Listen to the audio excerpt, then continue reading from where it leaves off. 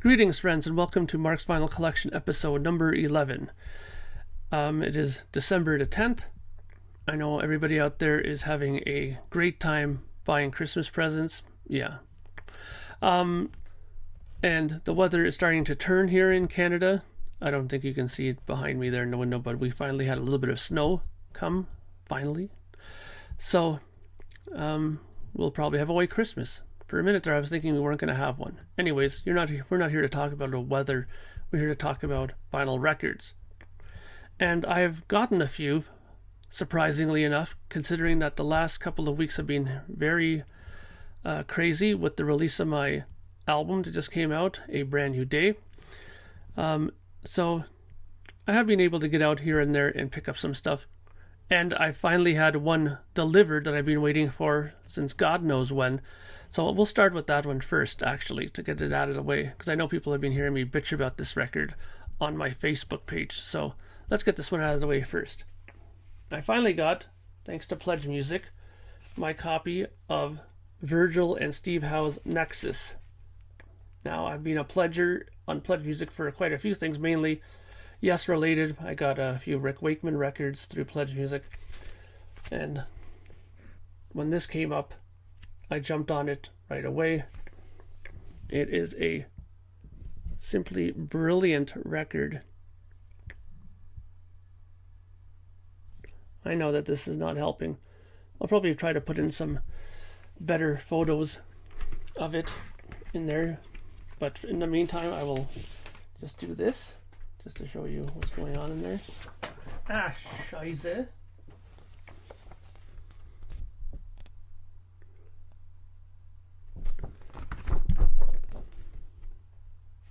Of course, the nice insert.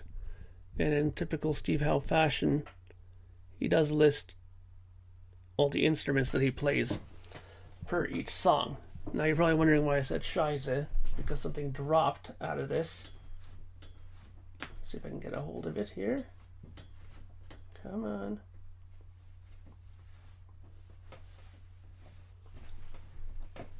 One minute.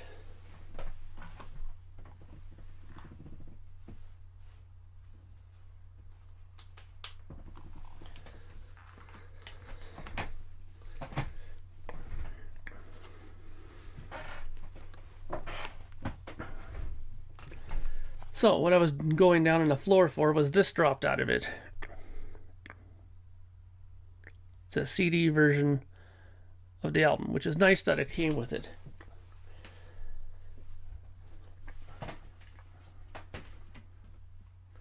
Here is the vinyl, 180 gram, of course. I don't think there's been any releases lately that are not 180 gram. I have a feeling that's going to be the new fad in the next couple of years. non-180 gram vinyls. There you go. It's the same image on both sides. See? So, that is the first record that I got. Just a little bit of notes of that. That is considered technically a EU release. It was on Inside Out Music, distributed by Sony Music. I will put up the matrix information and everything right here for you to take a look at if you are interested in such things. So, next I went to my local record store and picked up a few things. I think I mentioned before that I had found that a gentleman had probably dropped off his entire collection at this record store. In fact, it was another record store that dropped off a bunch of their stuff as they were closing. I believe the record store was in Windsor. So I picked up a whole slew of their Genesis records that they had, and they were in great shape considering how old these records are. One of them that I did pick up is Duke.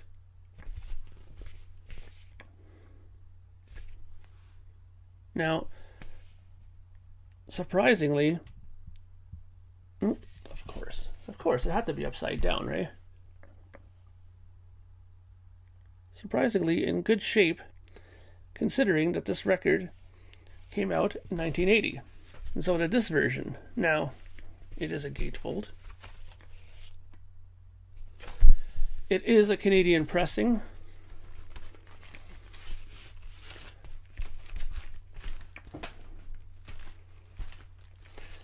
No, it didn't come in these MoFi sleeves. I put them in there. But just to give you the look here, it is on the non-custom label. As you know, when this album came out, there was a little special white custom label that came out with this. This is the non-custom label version of it. And for some reason, I believe this is probably a later pressing than 1980, although on Discogs, and I know that that's so accurate, that place claims that this is still a 1980 pressing. If you take a look under the serial number, the XSD 16016, I believe it is, there's a CR. The CR indicates that this was pressed at Cinram, which is a Canadian pressing company.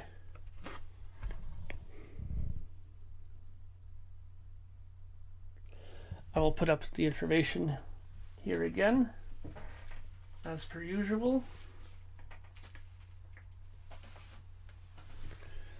So anything I missed about that? Canadian press at Cinram.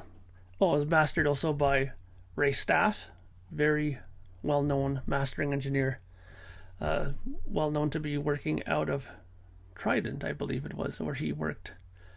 I believe I remember that because he did Permanent Waves for Rush and a couple of other Rush records when they were in London. Yeah. So, Ray Staff. Anyways, next album. This is one that even I kind of surprised myself that I got, but it was a good deal. And more importantly, it was a promo copy. Ron Wood. I've got my own album to do. Promo copy.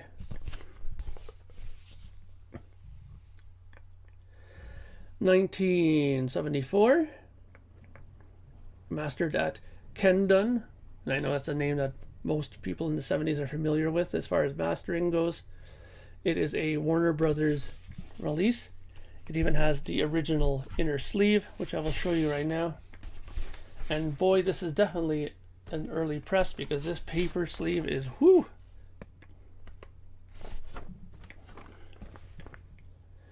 Decent shape, all things considering. Now, interesting thing about this is that usually these things have records coming from the top, not this one. It's an out the sidey with this. This thing is in serious need of cleaning. I haven't had time yet to do it, but there you go.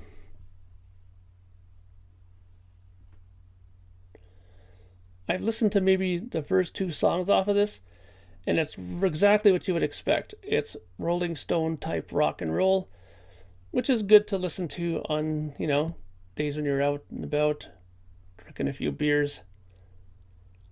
Promo not for sale, as you can see there. I've always loved these center labels that they did back in the 70s like this.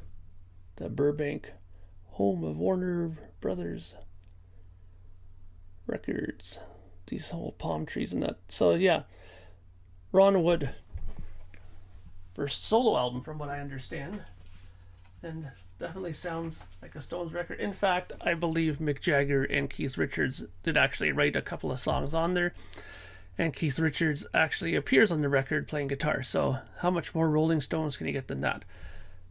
Next is another record that I got in amongst that purchase. Now, I love this guitar player, and this is a very odd album, which makes it more exciting to collect, I think. I'm talking about Jeff Beck, and this is the Masters of Rock series, Jeff Beck Group featuring Rod Stewart. Now, this is a pressing from Holland, and I knew it had to be some sort of a non-US version of it, simply for one reason. Let me just pull this out and I'll demonstrate.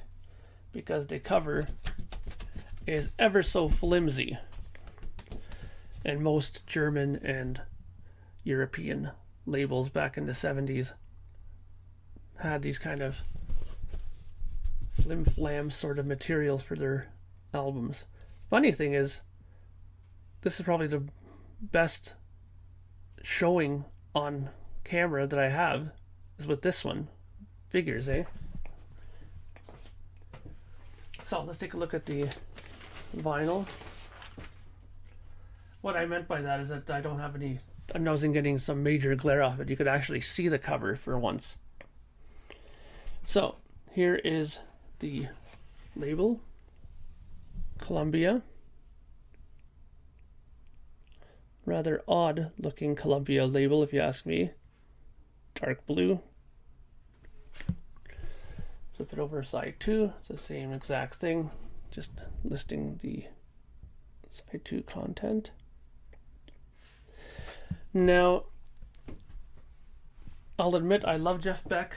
I have a lot of his stuff. In fact, I scored a rather awesome auction deal in which I got a lot of his records in gold stamp promo form, and I don't think they were ever touched because apparently the lot was from some guy who was like vice president of Epic Records and probably just got the records, put them on a shelf, and never ever listened to them because they were spotless. Like, they don't look like they were ever played. So I have a lot of his stuff. I've listened to it, but I don't know Jeff Beck like, you know, I can pick off every song and know the titles right away. So I'm not sure what the content of that is, if that's a mix of different records, if it's like a compilation, in other words. I'm not sure. If you guys out there know, write down, let me know.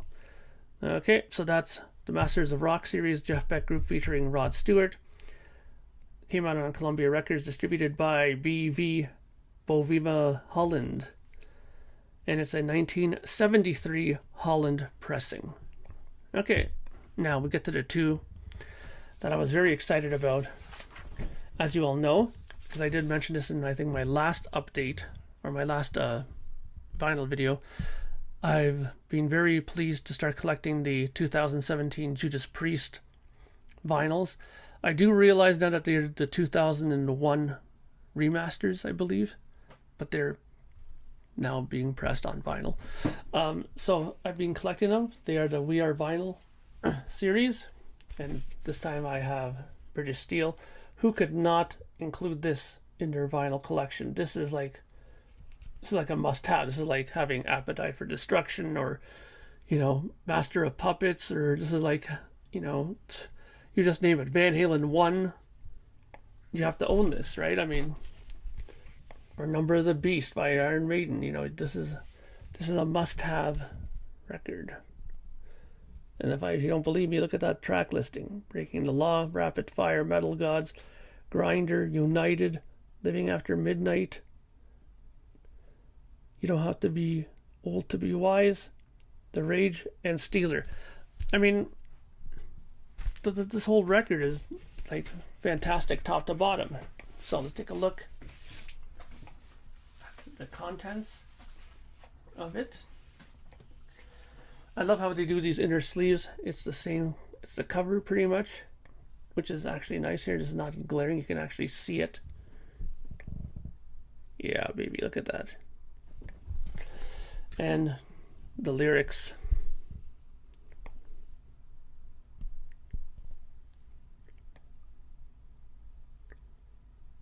Along with all the necessary credits. Another thing I love about what they've been doing with these records is I love how they've been making the center labels on these. For example, they have the information on one side with the label, and on the other side they put the album cover art, which is really nice. I like that idea. It's a very cool idea to do for vinyl, I think.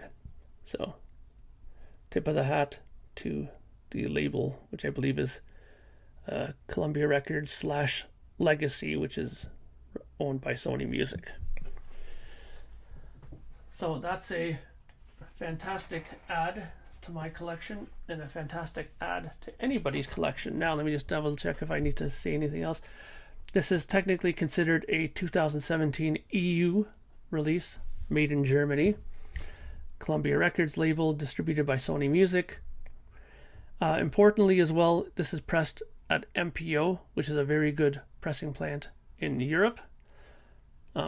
Usually I know I was mentioning before that when I see GZ vinyl on the run out. I get nervous because they're usually shit. Sorry, it's true. But MPO, I don't have that problem, nor with Palace. Those are thumbs up places. If you see those, or if you hear that they're pressing the records, fear not. So that's it for that. I will put up all the information if I hadn't already put it up on the screen already for you. That's British Steel. Now we will end with what is probably my favorite pickup of the year. Yes, of the year. I'm very glad that it came. Rumor has it I'm still going to be getting a promo copy of this from management from this band's PR company, which I don't know how long ago they told me they were supposed to be sending this to me, but I've given up on waiting. So, in being supportive, I was going to buy it anyways. I already bought it on CD. I did get a digital copy in advance from the PR company, so thank you very much for that, so we can make a proper review on the Yes Music podcast. But I'm a vinyl collector. I want the vinyl, so I got the vinyl. I wasn't going to buy it at any store because they jacked the price up so much. It was ridiculous how much this cost. So luckily Amazon had some foresight into making this more affordable. And I'm talking about Topographic Drama, baby. Yes, live across America. This is a big damn record. As you can see, 3 records. Side A, side B, side C, side D, E, and F. Look at that side E. Isn't that awesome? Ritual. How long is that? 24 minutes, 39 seconds. That's being risky, guys. Actually, what's being really risky is side D is Revealing Science of God with 21 minutes, 57 seconds, so 22 minutes. And they also put on Leaves of Green, which is 6 minutes. Guys, that's 27 minutes. That's pushing it for a side. Okay, let's take a look.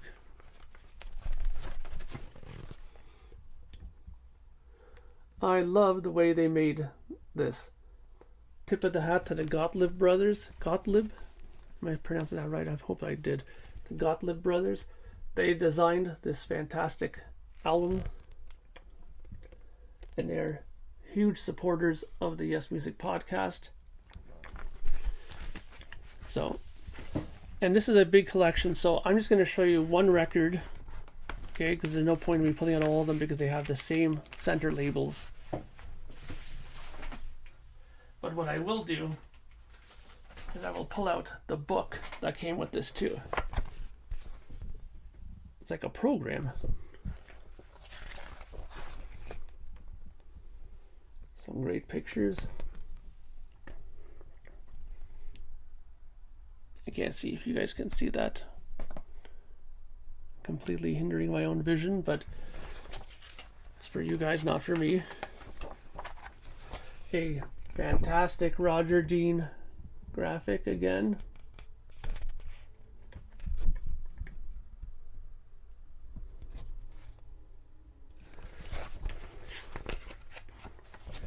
And all the information.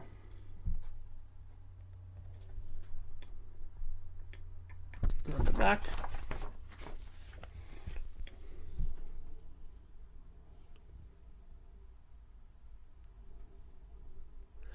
Now the reason why they have Drama and Tales from Topographic Oceans on there is because obviously this was the tour in which they promoted, well, played both albums. They played Drama in full, and they played side 1 and side 4 of Tales from Topographic Oceans, and they played the last section of The Ancient, which is Leaves of Green.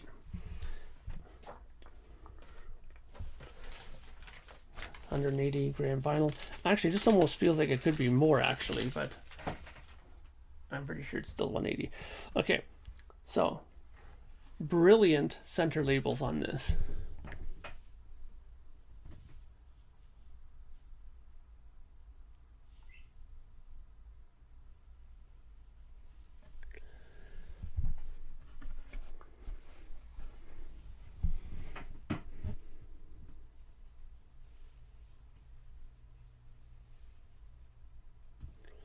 So, like I said earlier, I'm going to go on record now and say that this quite possibly could be my favorite release of this year.